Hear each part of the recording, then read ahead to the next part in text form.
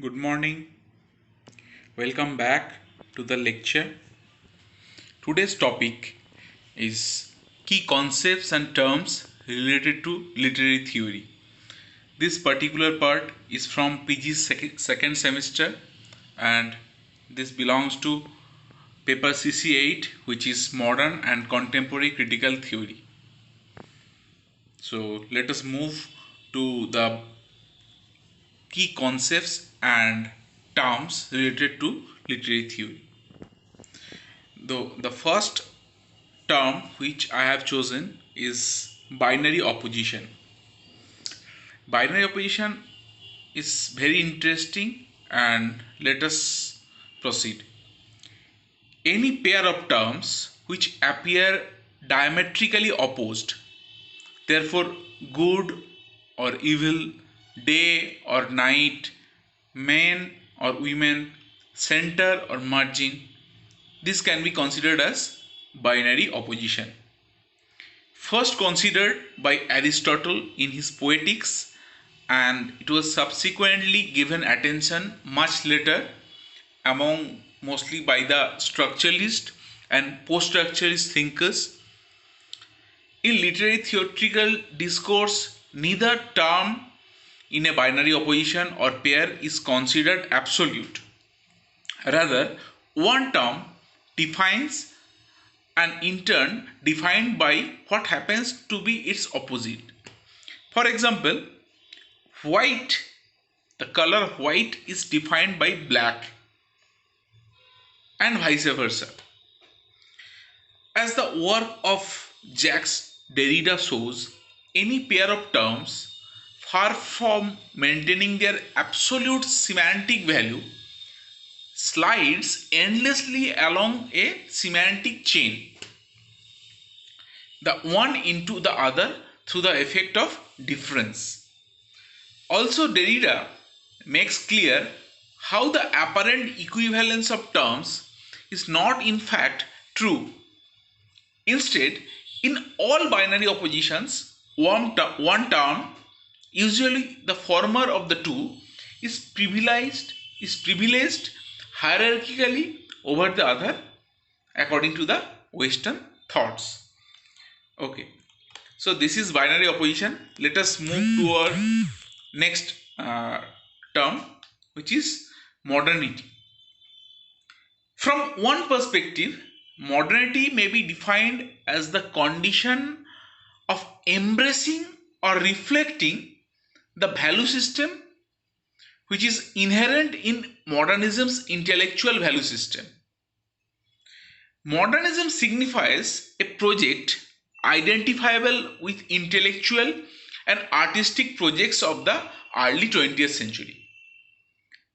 However, the idea of modernity is a vexed one because there is little agreement as to where the movement of modernity starts, whether in epistemological terms or in terms of modes of productions and social and economic relations, which actually emerges historically.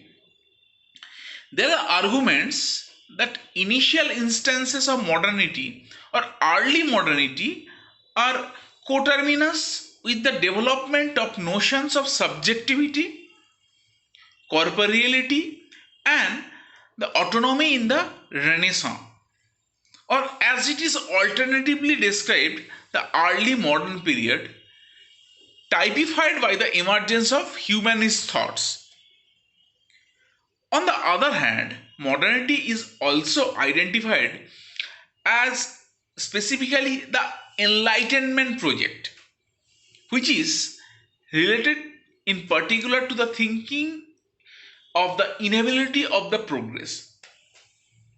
Also, at the same time, the emergence of modernity has been assigned to the transition between feudal social formations and the emergence of the nation state, the beginning of colonial enterprise, and nascent manifestation of pre-capitalist modes of production.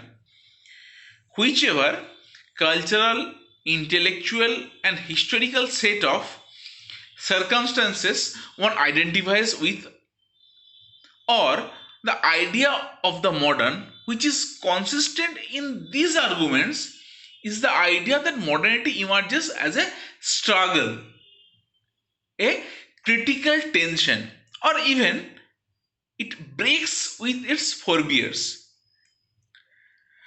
At the same time, it is also argued that which is comprehended as modern while opening a gap between its own instance and the past, which still bears the stresses of the past in its own thinking.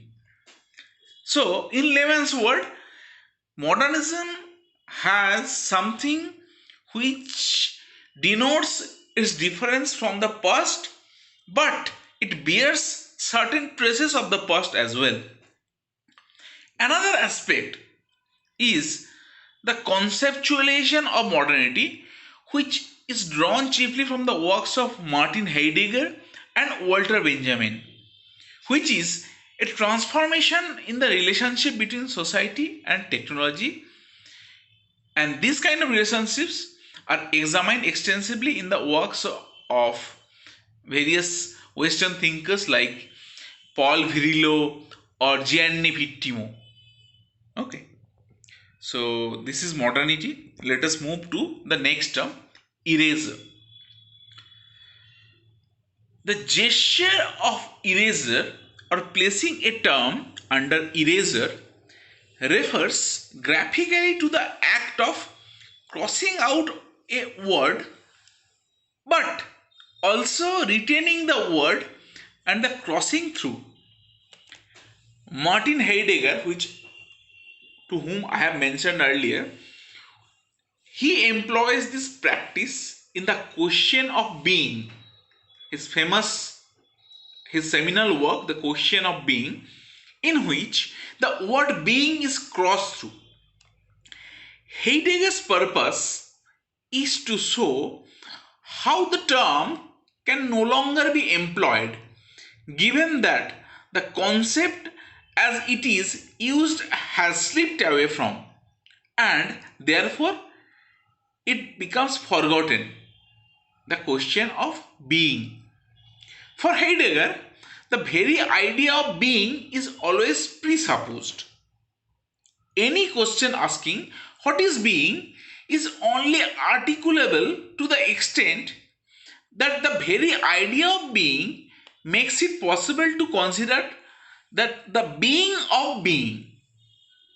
But it is this idea which has occluded in the consideration of being. Crossing through the word releases it, both from the assumptions that the term is known or the meaning of being which is somehow understood, and the idea that is asking about the questions what is being. There is somehow the presumption of some kind of answer.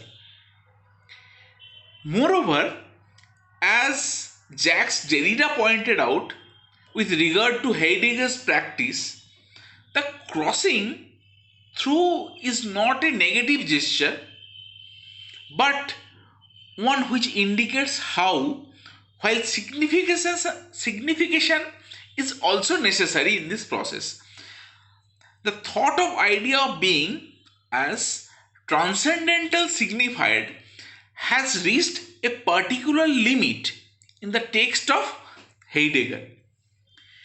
Derrida also places particular terms sos rature, which means under erasure, because their conventional function within metaphysical and logical discourse is always exhausted.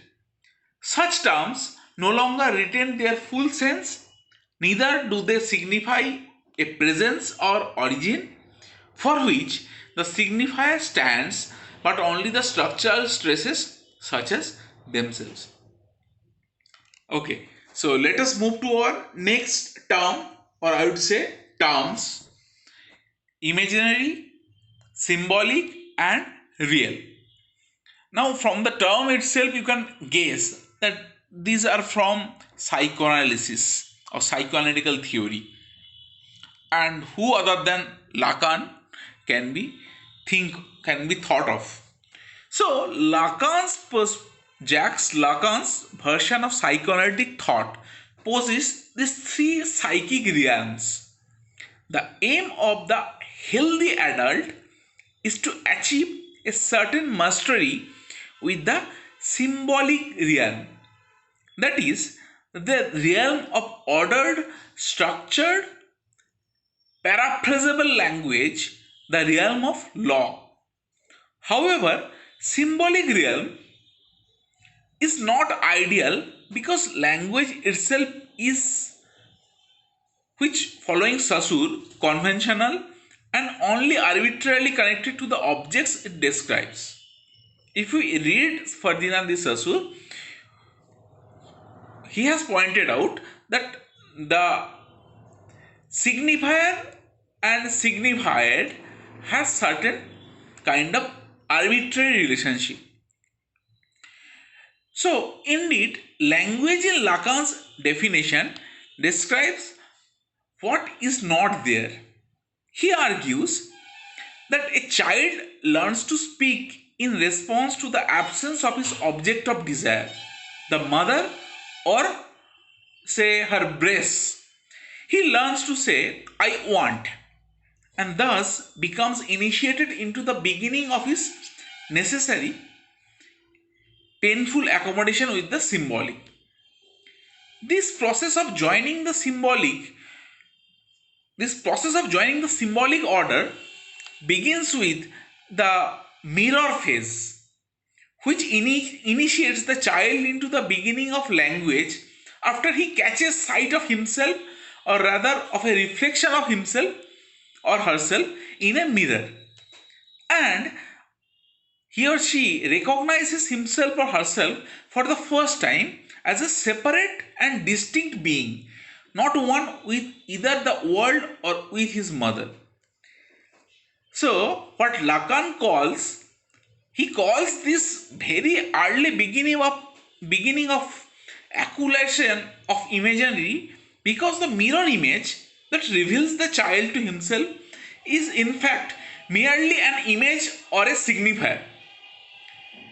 His recognition of himself is therefore a misrecognition of an image, not a fact. No one, Lacan argues, no matter how well adjusted, ever leaves this imaginary realm completely. There are always imaginary residues, which is the misrecognitions even in the most powerful symbolic forms. The real, which is Lacan's third realm, is by far the least important. He uses the term to refer to the merely contingent accidents of everyday life that impinge on our subjectivity, but which have no fundamental psychic causes or meanings. For example, trapping your hand in the car door might hurt, but it does not signify, and it belongs to the realm of real. So these are the three different realms which has been propounded by Lacan. So let us move to our next term, ethnocentrism. This is interesting. This term, designating the cultural analytic by which other cultures are judged, read, or say interpreted according to the implicit or explicit assumption of the centrality or say superiority or the primacy of one's own culture. Ethnocentrism has been most visible historically in Northern European attitudes towards non-European cultures, or otherwise in the cultural assumptions made by technologically advanced cultures, particularly those of the Northern Hemisphere, towards those cultures not so technologically developed. Similarly, historically, ethnocentrism has manifested itself in colonial and religious or say quasi-religious contexts, whereby colonizing and invading forces have assumed non-white or say non-Christians cultures to be barbaric or heathen, or in some instances not at all human. Ethnocentricist attitudes thus transform relative difference between cultures into value judgments, and which is mobilized by an ideology of hierarchical identification and some kind of comparison, in which questions of race also figure extensively. As a corrective to the ethnocentric tendencies, cultural relativism has also stressed that the cultures cannot be evaluated for their merits or faults in comparison with other cultures. Rather, a structural approach to all the ethnic cultural analysis has emerged, which seeks to identify the various constituent elements and their interrelationship within a culture, which actually gives a particular culture its identity. However, such an approach is still not free from the problematic of ethnocentrism, in as much as the act of analysis and the epistemological frameworks that actually generates analysis, which can be still be marked invisibly by the all cultural assumptions. So this is what ethnocentrism is. Now let us move towards the next term, which is very popular and which is very much necessary in understanding certain critical theories, for example Marxism. So the term which we'll study now is ideology. Broadly defined, ideology is a system of cultural assumptions or the discursive concatenations of beliefs or values which uphold or oppose the social order, which otherwise provide a coherent structure of thought that hides or silences the contradictory elements in social and economic formations. However, despite the apparent straightforwardness of this outline, ideology is a notoriously difficult and equivocal concept to define. Part of ideology's slipperiness comes from its own strategic ability to serve in the definition of other concepts, if not ambivalent and even antagonistic, in several dialectical ways. Its modern uses within literary and cultural studies have tended to have developed from and been influenced by Marxist and post-Marxist thinking. Within Marxian discourse, there is still debate and contention over a word and concept which is notable for its absence from Marx, Das Kapital. While definitions vary to greater or less degrees in their understanding of the definition of ideology and also the application of ideology, as well as the context define the use of term, which can be said that the ideology always bears on material conditions of live existence. Briefly, however, and to return to the beginning of this definition, ideology may be defined as the nexus of beliefs or ideas which formed as more or less dominant consensus in any particular historical moment, and as the discursive, philosophical and imaginary mediation of life, social and political and economic relations, which serves to perpetuate or otherwise is put to work in the maintenance of social and civil relationship. If we talk in layman's words, we can say we can follow Terry Eagleton's definition of ideology. Terry Eagleton has defined ideology as those ideas and beliefs which help to legitimate the interest of a ruling group or class, specifically by distortion and dissimulation. Nothing the tendencies nature of definitions pertaining to ideology. Raymond Williams, he is another Marxist critic. Raymond Williams has suggested that three principal definitions can be offered in case of ideology. These are, in Williams's word, a system of beliefs, characteristics of a particular class or group. Ideology can be defined as a system of illusory beliefs, false ideas, or say some kind of false consciousness which can be contrasted with true or scientific knowledge. And according to Raymond Williams, it can also be defined as the general process of production of meanings and ideas.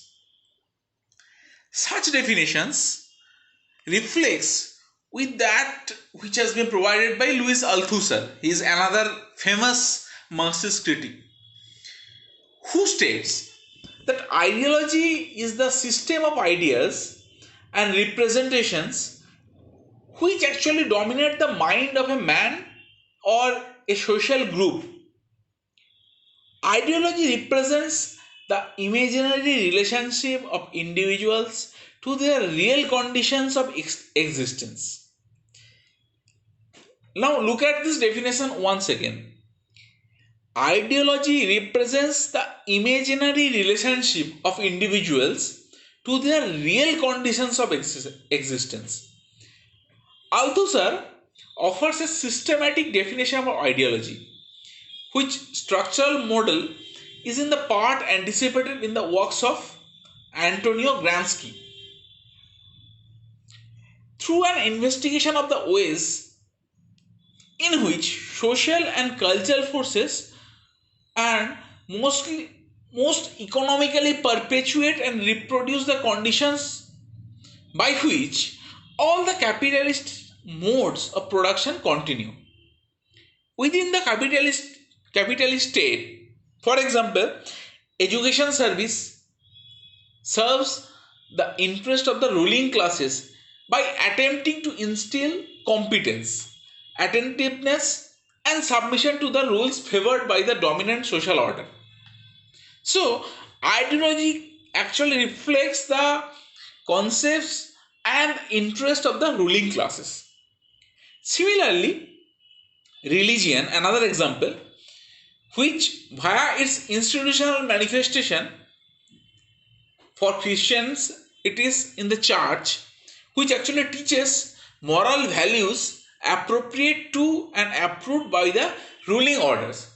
So in other words, we can see that religion and monarchy, they had some kind of close affinity, and the religious institutions like church, they used to preach all the ideas, all the ideologies as coined by the monarchy, the ruling class. Thus, education and the church belong to what Althusser terms ideological state apparatus. Ideology is thus coercive of the working of its power and is shown by Althusser to unite various institutions of the state. The idea of ideology remains, though notoriously contested, and it has some kind of changing nature which indicates to its power. There is another famous American critic, Slavoj Žižek, who has acknowledged the way in which ideology appears to signify a broad spectrum of attitudes and beliefs, which is not a medium by which human subjectivity is interpolated. In attesting to such resistance to definition, Zizek draws our attention to the essentially psychic or imaginary nature of ideology, and which is through society and which is before and beyond the individual subject, which has something to be connected to the unconscious. Yet, in implying such a comprehension, Zizek rejects the notion of ideology as simply illusion or some kind of false consciousness. The subject's interpellation within capitalist society is ideological but has material effects and consequences. Okay, so let us move to our next term, which is foregrounding. Foregrounding is a literary and aesthetic concept first proposed by Victor Slowski, in which the artist or the writer regards production as a process and not an end in itself, the purpose of which is to produce in the audience or readership a new awareness of the subject or the object represented. So, one means of foregrounding is the process of perception and its active role in the interpretation of arts is through what Slowski terms defamiliarization or making something strange, whereby the form of the art object is revealed rather than occluded by content or subject. The artfulness involved in the production rather than the object is what is the most important.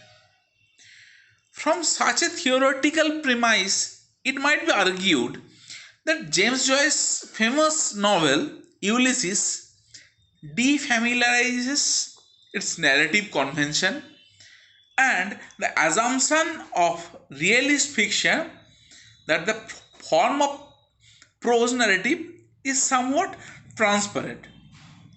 Foregrounding is achieved through the novelist's self-conscious techniques of drawing attention, the literariness of the literary language, and also to the fact that language obtrudes materially between the reader and the world.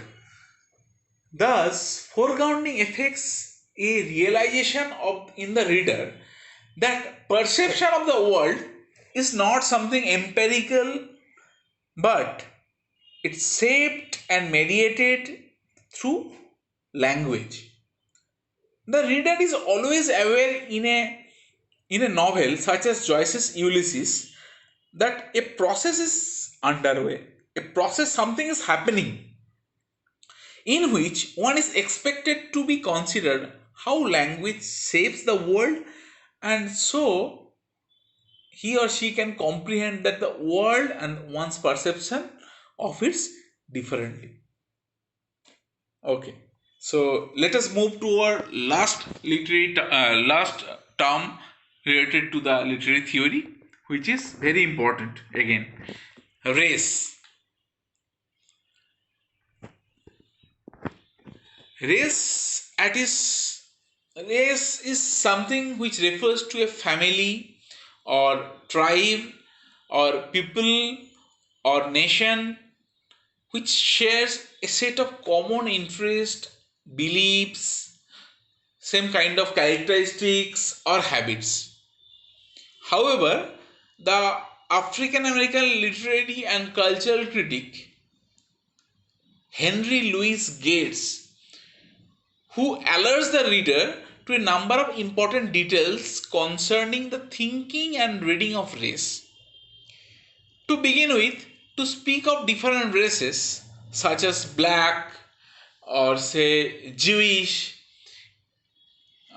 is to speak in the biological misnomers and more generally in terms of metaphors.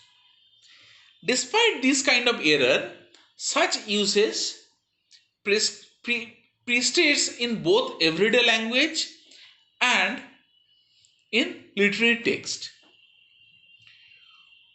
What the idea of race and its mobilization point to the gates is the articulation of a sense of difference which is dynamic in as much as race has both described and inscribed differences of languages, in belief systems, in some kind of artistic traditions, or say in terms of gene pools. Okay, so in layman's word, again, race has become a trope of ultimate irreducible difference between cultures and linguist groups and the believer of specific belief systems. Thus, as a discursive, political, and ideological term, race functions frequently as a means of definition based on binary oppositions between self and the other, civilized and the savage. I have already talked about binary opposition in the first part of my lecture. The race actually establishes this kind of binary opposition, and the definition of race can be based on this kind of binary opposition. There is another famous critic called Richard Dyer who has argued that in many cultural and historical instances, racial imagery has relied on the assumptions that non-white people are raised, as he puts it, while white people supposedly are not, and do not see themselves in the racial terms, unless believing themselves to be threatened by some kind of racial differences.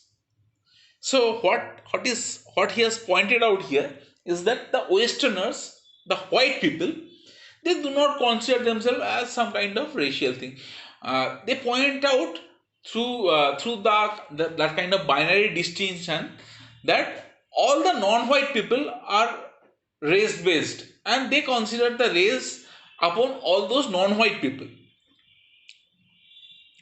As Dyer puts it, the sense of whites as non-racial is most evident in the absence of reference to whiteness in the habitual speech and writing of white people in the West.